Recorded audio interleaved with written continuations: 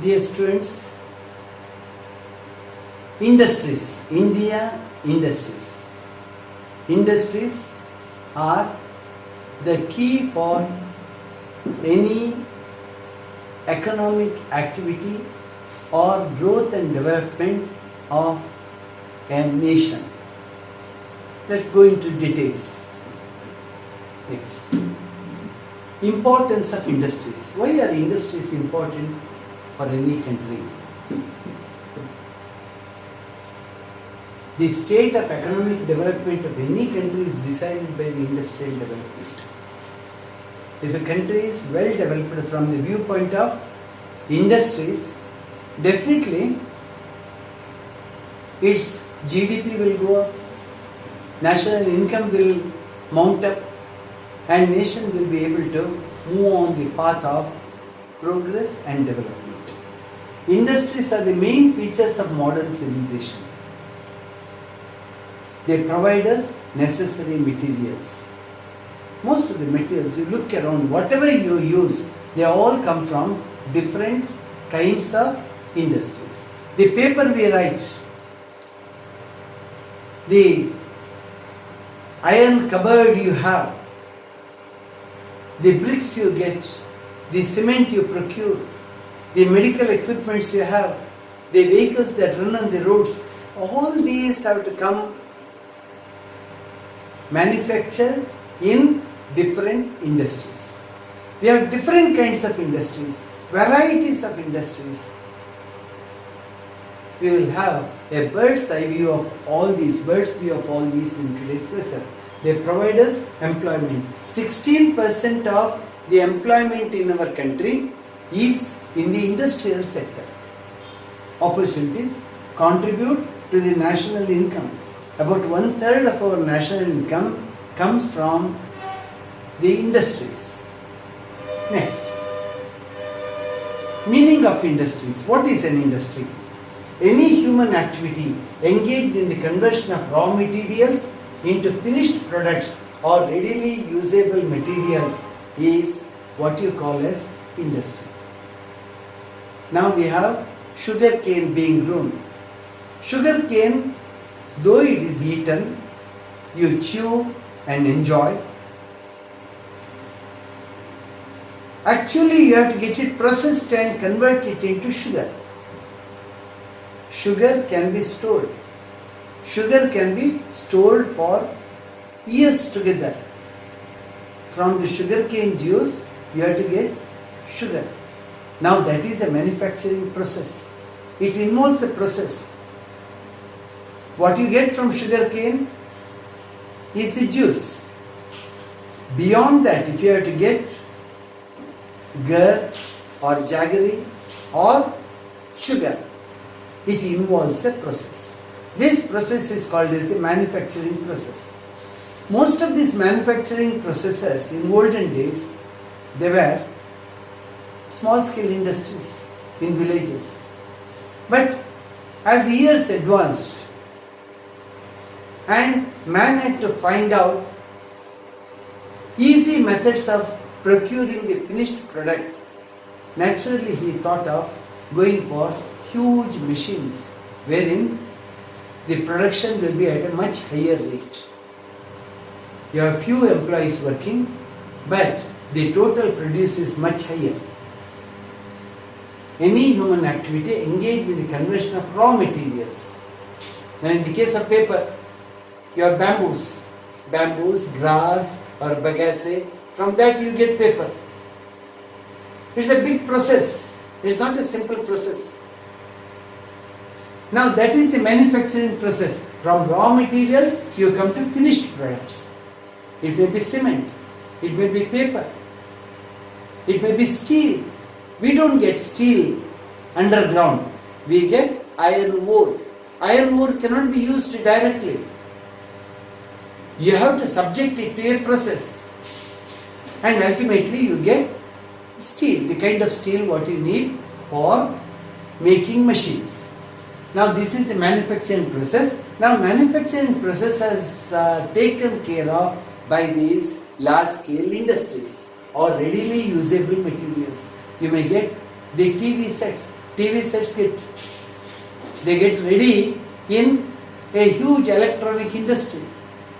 In thousands they produce. Or maybe the cell phone. You have to get them in lakhs and millions. Now it's a manufacturing process. Example, sugar cane into sugar, cotton into cloth. You get cotton in the field, cotton is converted into cloth, bauxite into aluminium. We don't procure aluminium directly underground, we get bauxite. Bauxite has to be converted into aluminium. Wood pulp into paper. So, in all these activities, a manufacturing process is involved. Now, that is the business of an industry. It has to see that the right manufacturing process is set and you get what you desire. Next, industrial regions. India, we were not an industrial nation before we got independence. As we got independence, we were a poverty-stricken nation. Hardly there were industries in India. Under the British rule, industries were not promoted, except for a few iron and steel industries or 2 or 3 paper industries. We did not have any, but today we are proud to say we are an industrial nation. We have a vast array of industries to the length and breadth of the nation. And the government of India has set 8 regions in the country where these are made to get concentrated. What's the use? When industries are put together in a particular area, they can be incremental in helping each other. Whatever service they need, they get immediately in their neighborhood itself, because you have all kinds of industries there. You want steel, quality steel, you get from the iron and steel industry there. You need expertise, experts are there in that region. So it's all a well set place where everything is available, and government will provide power at a lower rate. Government will attend to all their requirements, maybe the communication, transportation. Government will have its own board to attend to all the requirements of these industries. Now industrial zones, see, this is an industrial zone. It would have got spread in a vast area, hectares and hectares of area, or sometimes a few square kilometers. Certain areas of the country have more concentration of industries and are called industrial zones. Let's see, where are these spread out? Here is the map of India. The shaded regions are those where industrial regions are there. Here we have the list. Let's cross check now. First is the Hooghly region. Kolkata, Hooghly region here. There is the delta of Ganga and Brahmaputra. Then Mumbai Pune region. Mumbai Pune. You have port facility too here. It's a beautiful region where lakhs of industries are spread out. Ahmedabad Vadodara region. Vadodara or Baroda. It's in Gujarat. Ahmedabad Vadodara region. Damodar Valley Industrial Region, here in Chota Nagpur area. Damodar Valley Industrial Region.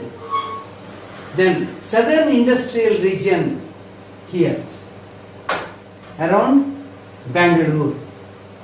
Bangalore, it spreads over Tamil Nadu and Karnataka. Bangalore Tamil Nadu region or Southern Industrial Region. National Capital Region, around our national capital. Then Visakhapatnam Guntur region. You have the port facility there. And the last one, Kollam Thiruvananthapuram region. It happens to be here in Kerala, around Thiruvananthapuram. This way, altogether, 8 industrial regions are there spread out all over India. Lakhs of industries have got set up in these areas. Does it mean they cannot be set up outside? They can be set up. But these are areas where special preference is given for attending to all the problems that the industrial owners may have in setting them up. Most of the facilities are easily available here. Transport and communication are ready in these areas and they find it easy to set their industries. Next, factors influencing location of industries. It is a key question that gets asked in the exams too. To put up an industry, what are the key requirements you have? How do you locate an industry? You want to put up a textile industry or iron and steel industry. What should be the requirement to put up an industry? Availability of raw materials. You cannot put up an iron and steel industry in a place where iron ore is not available at all. A fishing industry, it has to be on the coastal line, where a fishing port is there and lot of fish availability is there in that area. So availability of raw materials, maybe minerals or maybe farm products. If you are putting up a biscuit industry, you require the flour that you need to make those biscuits. So you have to make a survey of the area and find out how feasible it is to put up an industry in that area. Energy resources. Any industry will require a lot of energy. How do you get energy? Maybe hydroelectric energy or the actual power output in that area. How good is the connections, power connections? All these have to be studied. Market. How is the market? Now you produce and finished products come out. How is the market? There is no market close by at all. Are you going to export everything? Then do you have a port there? Or do you have a huge requirement in the surrounding area for the produce what you are going to bring out in the factory? Yeah, you have to make a survey. All these need a detailed survey to begin with. So before any industry is put up, usually a year or two the management would take to survey that area and decide whether it's feasible to put up that industry in the area. Transport facilities, whether railway link is there or ship link is there, whether it's on the coast or new railway lines have to be put up, then you have to discuss it with the central government. All these aspects come up. Availability of labor. You need, maybe your factory is labor intensive, you need lots of laborers. You need about 20,000 of them, 30,000 of them. Are you going to get laborers there in that area? You have to study it. If it's not labor intensive, it's fine then. Then port facility. Do you have ports close by? Or railway stations? All these aspects. Land availability at low cost. You can't go and put up an industry in an urban area. If you need lot of land, you cannot procure. The cost will be very, very high. Usually, you select such places which are very much outside in an urban area and the land is available at a low cost. Or you get into a contract with the government and procure the required land. Technology and government policy. How about technology? What technology are you going to introduce? Age-old technology? Or you are going for modern technology? How are you going to dispense with? Then government policy. You put up the industry and ultimately you go for license and the government says, I'm sorry, I can give you a license. Then the whole effort will go a waste. So you have to think of all these before any industry is put up. It has to be worked out in detail. We call it as the planning aspect. Next. Now let us take up the first one. Iron and steel industries. An important industry in India. As I told you earlier, we get only iron ore of different qualities underground we have to get it out, and then we have to process it and bring it into the form of steel. Steel has a big market, a huge market it has. Because most of the machinery what we use in the country, they are all made up of steel. Steel has a great market. Iron and steel industries come under basic industries. Without iron and steel, you can't have machines. Without machines, the country's economic prosperity is doomed. You won't have progress. They provide raw materials to machinery, all kinds of machines. You make out of steel. Then railways need steel in a huge quantity. Shipbuilding, again, requirement is of steel. Power projects, all the poles to be put up, or hydroelectric projects, you have a great demand for steel. Irrigation projects, where dams have to be built up, channels have to be made, there. Then building construction, yes. Without steel, you can't have the modern buildings at all. House construction, etc. So, steel is very much required in all spheres of life in the modern society. So, it is an evergreen industry, important iron and steel industries in India. Let's say, the first iron and steel industry was established in 1870 at Kulti in West Bengal. Kulti. As Bengal Iron Company. You can't compare with the modern industries. The process, everything is absolutely different now. That was the one which came up as the first industry in India during the British period. Then 1907, there was a big advance or improvement over the mechanism that was used in Kulti. This enterprise was by the Tata Group, Jamshedpur. Tatas, Jamshedji Tata, he was the one who established the first one in Bihar, Jharkhand. It's well known as TISCO now. 1919, Burnpur, West Bengal. Then 1923, one more industry in Bhadravati, Karnataka. Bhadravati in Shimoga district. Iron and Steel Company at Bhilai in Chhattisgarh. Rourkela in Orissa. Durgapur in West Bengal. Few of these were put up with Russian help. Russia came out and helped this lot to put up these industries. That was during the period of Nehru. Because capital was very tight for the Indian government to put these up. Then Russia came to our help.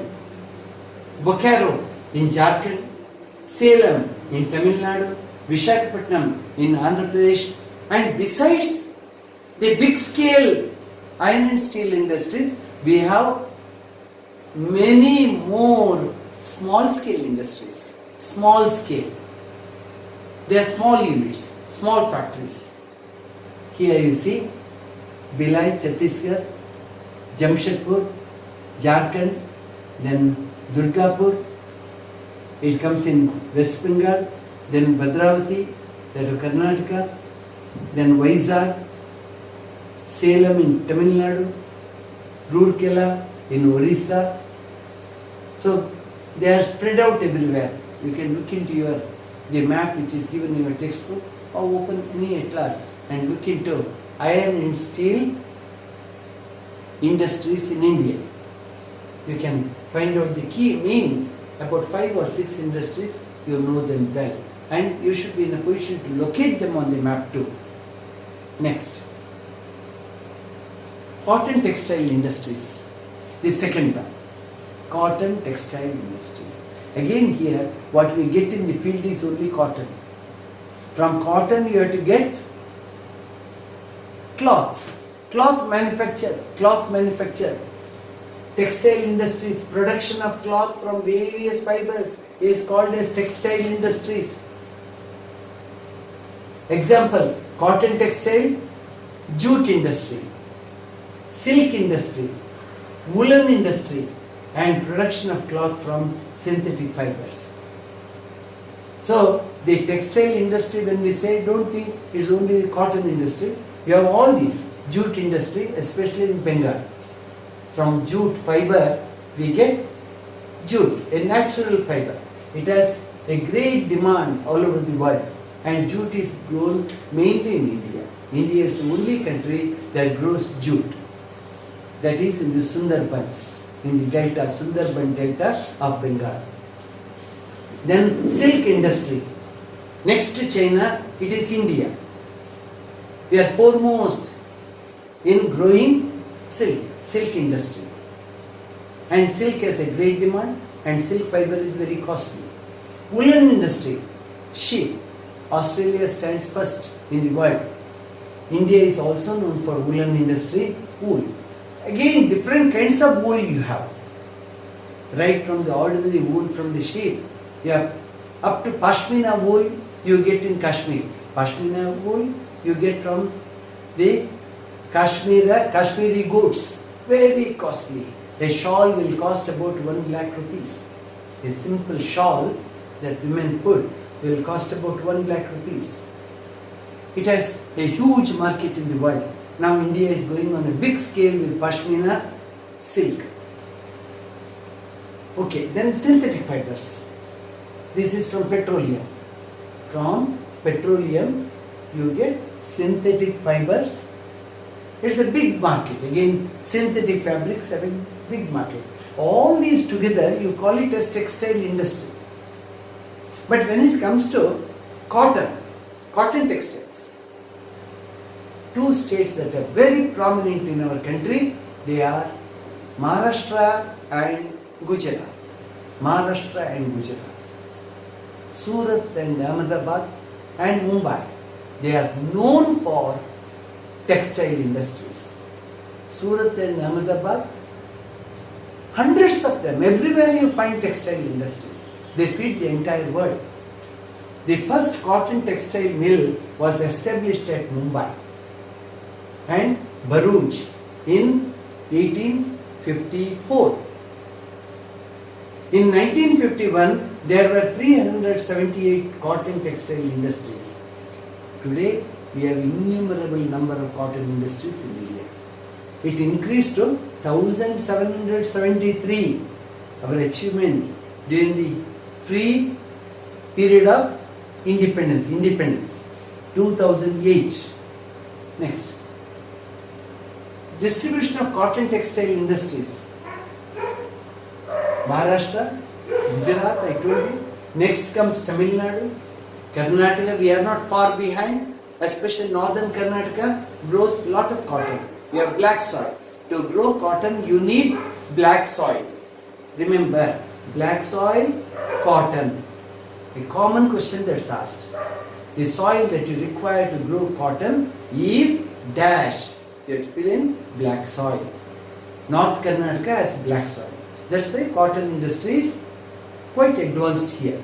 Uttar Pradesh, Madhya Pradesh have maximum number of cotton textile industries. Here you see a cotton textile industry. Next. Manchester of India. Mumbai in Maharashtra, again a big question. Mumbai in Maharashtra has the highest number of cotton mills and hence it is called Manchester of India.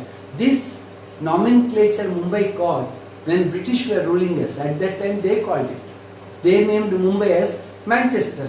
There, Britain's Manchester. Here in India, it is Mumbai. They called it. Even today that nomenclature is continuing. Manchester of India, they also called it Cottonopolis. Cottonopolis is famous in England for cotton industry. They used to compare one with the other and that's how they got the names. Other places, Nagpur, Sholapur in Maharashtra, Kolkata, West Bengal, Kanpur, Uttar Pradesh, Indore, Madhya Pradesh, Surat, Gujarat, Coimbatore, Salem and Chennai, Tamil Nadu, Bangalore and Davangere, Karnataka. But sorry state of affairs is that Davangere doesn't enjoy that place of pride it enjoyed then. About 30 years ago or 40 years ago, 1950s, 60s and 70s. Davangere enjoyed a place of pride. Ask anywhere in India, they would tell, oh, you are from Davangere. It's known for cotton textiles. They used to identify Davangere. Number of cotton industries were in Davangere because of the labor problem and the kind of agitation that went on under the leadership of the communists. One by one, the industries started getting closed down in Davangere because they were not profitable as seen by the managements. They started closing them. Okay, next. Sugar industries. India ranks second after Brazil in the production of sugar. Brazil stands first, we stand second. It was an ancient production. The industries are located in the sugarcane growing regions. Actually, sugarcane is produced by man. Earlier there was a kind of grass which was growing in the American continent which used to be sugary, very sweet. That was crossed with bamboo. Many experiments were done and ultimately sugarcane was procured. Sugarcane is something that man has invented. Today it is an important crop. Industries are located in the sugarcane growing regions. Yeah, when you want to put up a sugar industry, it has to be put up in a place where sugarcane is growing. You can't go and put it up in a mountainous area and start transporting sugarcane there. It will turn to be very costly. Maximum sugar industries are located in the Ganga river plain. Uttar Pradesh is known for sugar cane. It's an important crop of Uttar Pradesh. Located in the Ganga river plain. In Karnataka, Belgaum is known for sugar industries, has more sugar industries. Around Belgaum, they grow a lot of sugar cane. That's how Belgaum has sugar industries. In the exam you may be asked, give reason, Belgaum has sugar industries. Right? It's a sugar cane growing area. The state of Uttar Pradesh has lot of sugar industries. They grow sugar there. It's the main crop of Uttar Pradesh. Distribution: Maharashtra, Uttar Pradesh, Tamil Nadu, Karnataka, Andhra Pradesh, Madhya Pradesh. There are 516 sugar mills. India produces 263 lakh tons a year. Exported to USA, Britain, Iran, Canada, Malaysia. Those which are in the temperate region, they have to get it from countries with the tropical region. They don't grow there. It is a tropical crop. A sugar industry here. Next, aluminium industries. Another important metal, very interesting metal. We don't get aluminium directly from underground. Remember, gold we get directly. We need not process it. But iron and aluminium, we don't get it directly. You have to get the ore. Aluminium ore is called as bauxite. Bauxite, remember well. Again another objective question. Aluminium is obtained from dash ore, bauxite. Aluminium was discovered in 1886. Just about 130 years over since aluminium was discovered. It is the most important non-ferrous metal produced in India. All those which are linked with iron are ferrous metals. Which are not linked with iron, they are non-ferrous metals. Ferrous means related to iron. Aluminium industries are concentrated in a few places in the country. we manufacture a lot of aluminium in the country from bauxite, but still what we manufacture is not enough for the country. We import from abroad. This industry depends on three factors. What do we require to put up an industry? First, availability of bauxite. Never get confused. Very simple. You need the ore, aluminium ore. You call it as bauxite. Bauxite should be available in plenty. Available of bauxite. Two, availability of other metals which are required for processing bauxite into aluminium. Then, third one, availability of bauxite. Supply of electricity. You need lot of electricity for the process. So, you need power. These are the three key aspects. Next, where do we get? Orissa, Jharkhand, Chhattisgarh, Madhya Pradesh, Gujarat, Maharashtra, Karnataka, Tamil Nadu. Next. Now we come to paper industry. Another key industry for the growth and development of a nation.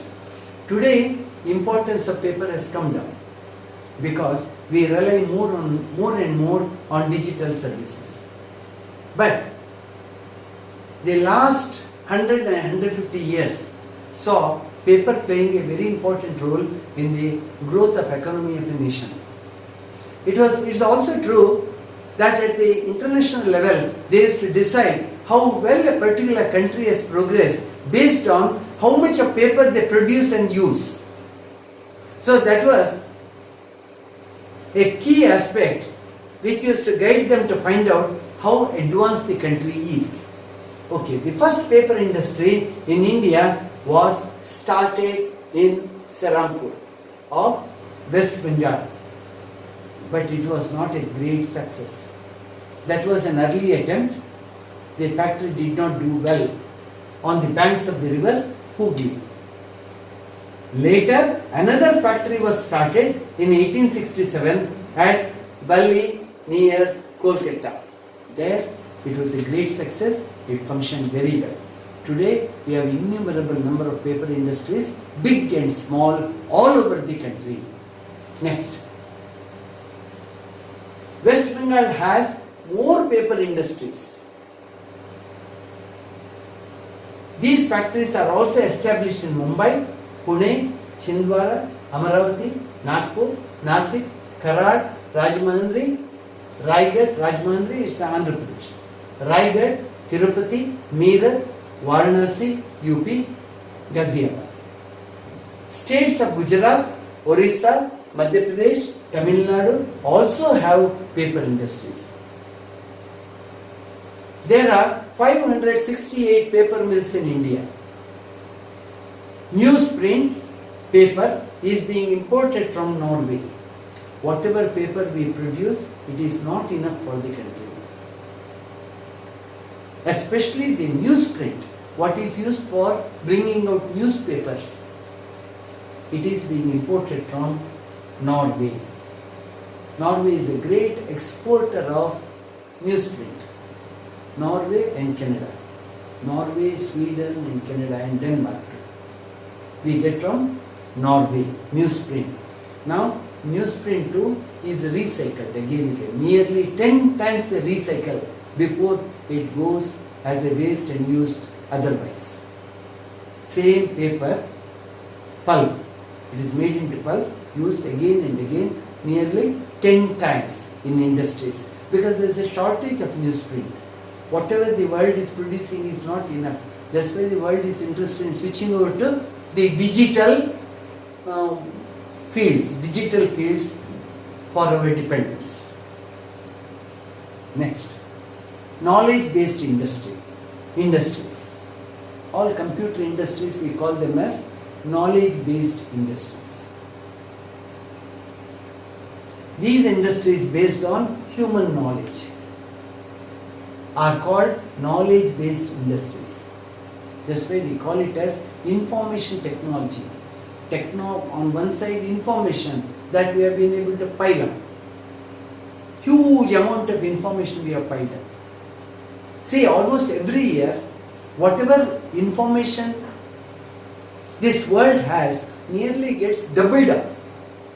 Doubled up. Earlier it used to take tens of hundreds of years to add to our pile of knowledge. But now it's not so. Almost every year it doubles up, they say. So you need storage facility, you need facility for transmission. It should be available to the entire world, because knowledge is something over which everyone has a right. This has a great influence on the country's economy and the lifestyle of the people. Knowledge is paramount from the viewpoint of growth and progress of a country. You can't block it. That's why I said it should be available to one and all. The growth rate in this industry is first among the other industries. This is an industry which started very late, but it has got advanced to such an extent that it has almost beaten all other industries in the world. It's beaten. In India, it is Bangalore, which has more than 5,000 IT industries today. More than 5,000 IT industries. It is called as the Silicon City. Silicon City of India. California is called as the Silicon Valley of United States of America. We are diametrically opposite to California. Diametrical means if you draw a diameter across the globe through the center of the earth, California is on one side and Bangalore is on the other, diametrically opposite. So this is the Silicon Valley of India. The world has accepted Bangalore, and now this is how it is called as the Silicon City of India. The growth rate in this industry is first among the other industries, the key aspect. The India established Software Technology Park in 1991. IT aspect. You call it as STP. Say we have STP in Hubli, we have STP in Udupi, we have STP in Mysore. This, it needs lot of facilities to be available. Government has to cooperate. So it selects certain areas in the state and their STPs have been put up. Whoever wants to start a new industry can go there. He can get it stationed there such that he gets power. Round the clock he has to get power, and he needs many other facilities from the government. And he will have corresponding factories all around. He can get help from them whenever there is a need. India established Software Technology Park in 1991, first park, in order to encourage the development of software industry and export. All facilities that the management of a STP needs, he gets in the STP park. STP, that is ST Park, Software Technology Park. Karnataka, Maharashtra, Tamil Nadu and Andhra Pradesh are very much advanced, having developed information technology centers and universities. Hyderabad is a well-known center. Chennai is another well-known center. It earns foreign exchange to us. India today is earning a huge amount of foreign exchange by way of IT, information technology, because here you do not need raw materials. You don't need raw materials. You don't need huge capital to be invested.